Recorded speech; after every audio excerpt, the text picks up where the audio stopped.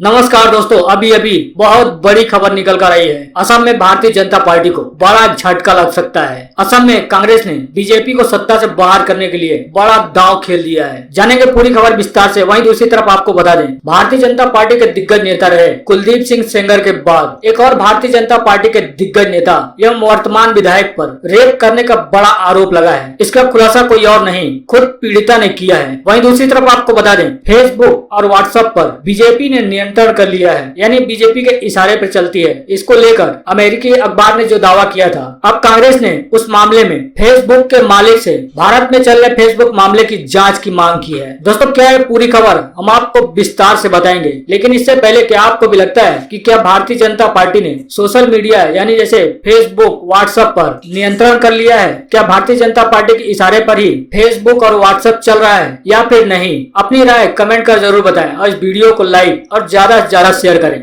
आपको बता दें कि असम से भारतीय जनता पार्टी को सत्ता से बाहर करने के लिए असम में विधानसभा चुनाव को लेकर कांग्रेस महागठबंधन बनाने की तैयारी में जुट गई है। दरअसल आपको बता दें कि असम में विपक्षी कांग्रेस ने आह्वान किया है कि अगले साल होने वाले विधानसभा चुनाव में सर्बानंद सोनोवाल को, जिसके नेतृत्व में भाजपा की सरकार है, उसके नेतृत्व वाली भाजपा सरकार को सत्ता से बाहर करने के लिए AIUDF सहित सभी गैर भाजपा दलों को एक महागठबंधन बनाना चाहिए। पूर्व मुख्यमंत्री गोगोई ने संवाददाताओं से बातचीत करते हुए कहा कि इस संबंध में चर्चा करने के लिए राज्य कांग्रेस की कोर कमेटी की बैठक में निर्णय किया गया। उन्होंने कहा कि हम राज्य में भारतीय जनता पार्टी नीति सरकार की हार सुनिश्चित करने के लिए AIUDF और वाम दलों सहित अन्य दलों से बात करेंगे। गोगोई ने कहा कि राज्य के लोग परिवर्तन चाहते हैं और इसलिए कोर कमेटी ने अपनी बैठक में निर्णय किया है कि महागठबंधन बनाने के लिए सभी दलों से चर्चा की जाएगी। हालांकि पत्रकारों ने अब उनसे सवाल पूछा कि क्या गठबंधन चुनाव जीतता है तो क्या बदरुद्दीन अजमल के नेतृत्व वाली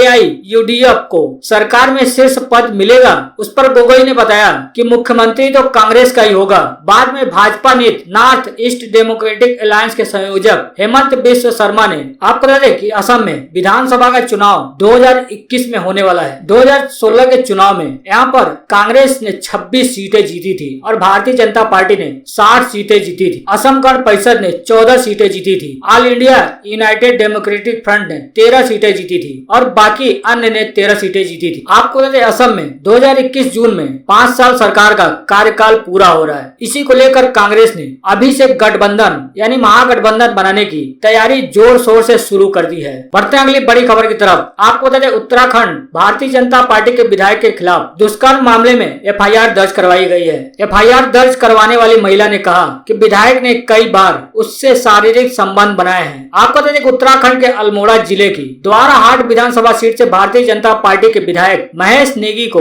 ब्लैकमेल कर 5 करोड़ रुपए मांगने से जुड़े मामले में आरोपी महिला ने पलटवार किया है। उसने SSP कार्यालय में शिकायत देकर विधायक पर दुराचार का आरोप लगाते हुए अपनी बेटी और विधायक की DNA जांच कराने की मांग की है। पीड़ित महिला ने आरोप लगाया है कि विधायक की पत्नी ने उसका मुंह बंद करने के लिए उसे 5 लाख रुपए देने की कोशिश की। DIG अरुण मोहन जोशी ने आरोपी महिला के तहरीर देने की पुष्टि भी की है। उन्होंने बताया कि महिला की तहरीर जांच में शामिल कर ली गई है। पुलिस में दी गई शिकायत में महिला ने आरोप लगाया है और बताया कि उसका मायका द्वाराहाट में है। वहाँ मां के बीमार होने पर मदद के बहाने विधायक ने उससे संबंध बनाए। इसके बाद उसकी शादी से पहले और बाद में विधायक ने दिल्ली, हिमाचल, हल्द्वानी, अल्मोड़ा, नेपाल में उससे शारीरिक संबंध बनाए। महिला ने बताया कि उसने बीते 18 मई को शामली जिले के एक अस्पताल में बेटी को जन्म दिया। 27 मई को जब बेटी और पति के DNA जांच कराई तो इसका मिलान नहीं हुआ। महिला ने कहा कि इसके बाद देहरादून आकर उसने विधायक से संपर्क किया।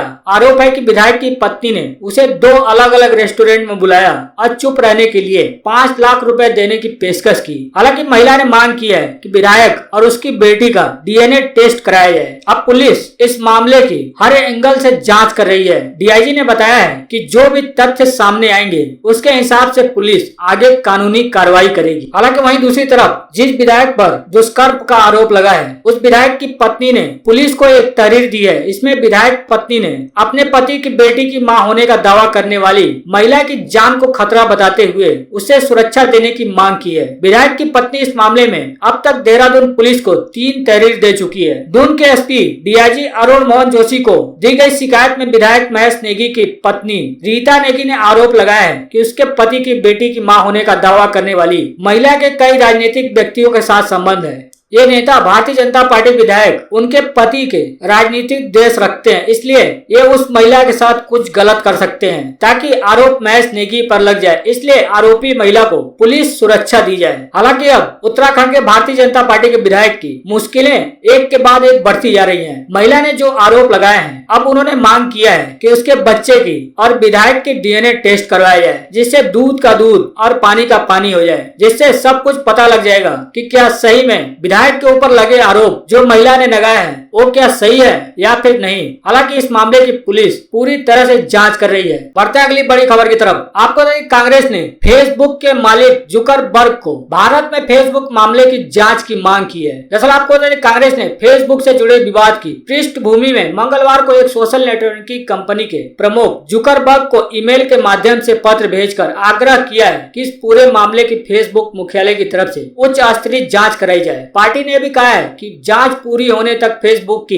भारतीय शाखा के संचालन की जिम्मेदारी नई टीम को सौंपी जाए ताकि तफ्तीश की प्रक्रिया प्रभावी न हो। कांग्रेस के संगठन महासचिव केसी वेणुगोपाल ने फेसबुक इंडिया और भाजपा के बीच सांठगांठ का दावा करते हुए फेसबुक के मालिक जुकरबर्ग को ईमेल के माध्यम से पत्र भेजा है। दरअसल आपको बता दें कि यह पूरा विवाद अमेरिकी अखबार वॉल स्ट्रीट जर्नल की ओर से शुक्रवार को प्रकाशित रिपोर्ट के बाद शुरुआत हुआ है। इस रिपोर्ट में फेसबुक के अनाम सूत्रों के हवाले से दावा किया गया है कि फेसबुक के वरिष्ठ भारतीय नीति अधिकारी ने कथित तौर पर सांप्रदायिक आरोपों वाली पोस्ट डालने के मामले में तेलंगाना के एक भाजपा विधायक पर अस्थायी पाबंदी को रोकने संबंधी आंतरिक पत्र में हस्तक्षेप किया था। हालांकि उधर फेसबुक ने सफाई दिया है और कहा है कि उसके मंच पर ऐसे भाषणों और सामग्री पर अंकुश लगाया जाता है जिनसे हिंसा फैलने की आशंका रहती है। हालांकि राहुल गांधी ने भी इस मामले पर मोदी सरकार को घेरा था। अब कांग्रेस ने फेसबुक के मालिक जुकरबर्ग को पत्र लिखकर भारत में चल रहे फेसबुक मामले की निष्पक्ष जांच कराने की मांग की है। दरअसल आपको बता दें कि वॉल स्ट्रीट जर्नल ने खुलासा किया है कि फेसबुक इस तरह के झूठ और नफरत फैलाने का काम करती आई है और उस पर सभी भारतीयों को सवाल उठाना चाहिए। वेणुगोपाल ने पत्र में फेसबुक इंडिया से जुड़े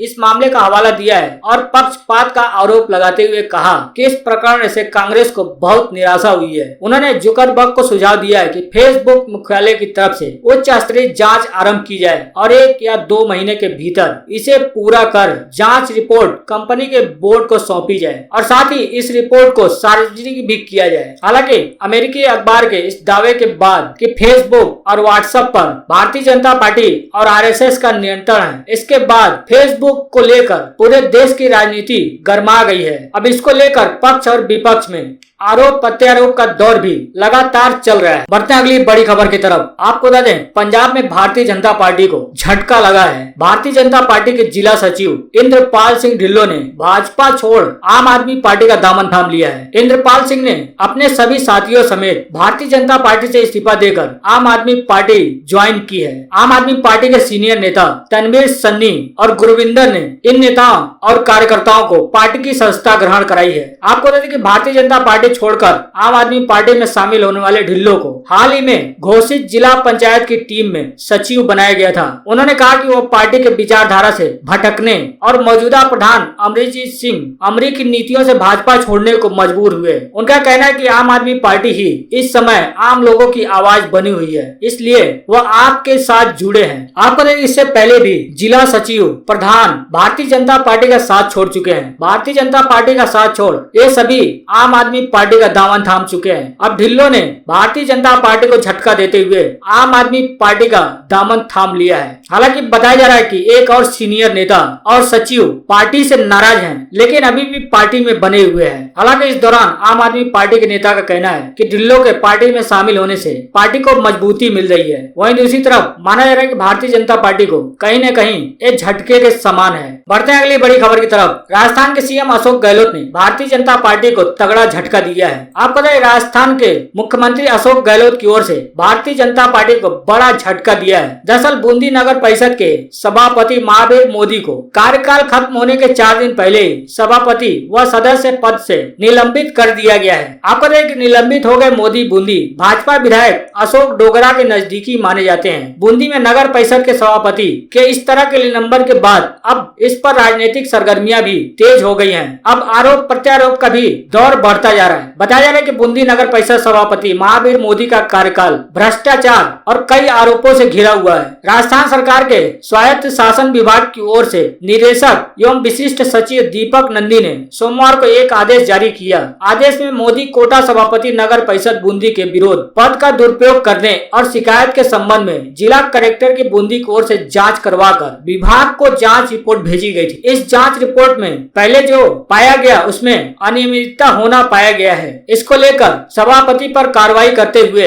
उनका कार्यकाल खत्म होने से 4 दिन पहले ही सभापति व सदस्य पद से उन्हें निलंबित कर दिया गया है। बढ़ते हैं अगली बड़ी खबर की तरफ। आपको बिहार चुनाव से पहले एनडीए में फूट पड़ती हुई दिखाई दे रही है। रामविलास की पार्टी एलजेपी और जेडीयू आर पार के मूड में है। चिराग पासवान सहित पूरी पार्टी ने बिहार के मुख्यमंत्री नीतीश कुमार पर बड़ा हमला बोला है। आपको जेडीयू और नीतीश कुमार को लेकर एलजेपी के राष्ट्रीय अध्यक्ष चिराग पासवान के तेवर में कोई नरमी नहीं आई है। सोमवार को उन्होंने पार्टी पदाधिकारियों की बैठक में यह साफ कर दिया है कि वो आगे भी राज्य हित के मुद्दे उठाते रहेंगे। अब इसे कोई आलोचना समझ ले तो उन्हें कुछ नहीं कहना। चिराग के इस तेवर के बाद पार्टी के दूसरे नेता भी नीतीश कुमार और उनके मंत्रियों पर हमलावर हो गए हैं। चिराग पासवान ने सोमवार को एक वर्चुअल माध्यम से प्रदेश कार्यकारिणी की बैठक बुलाई थी। इसमें पार्टी के सभी एमपी एमएलए सहित जिला प्रदेश अध्यक्ष पदाधिकारी और अन्य लोग मौजूद रहे। इस बैठक में चिराग पासवान ने एक बार फिर राज्य सरकार पर हमलावर दिखे। उन्होंने बैठक में कोरोना जांच में बढ़ती जा रही लापरवाही का जिक्र किया।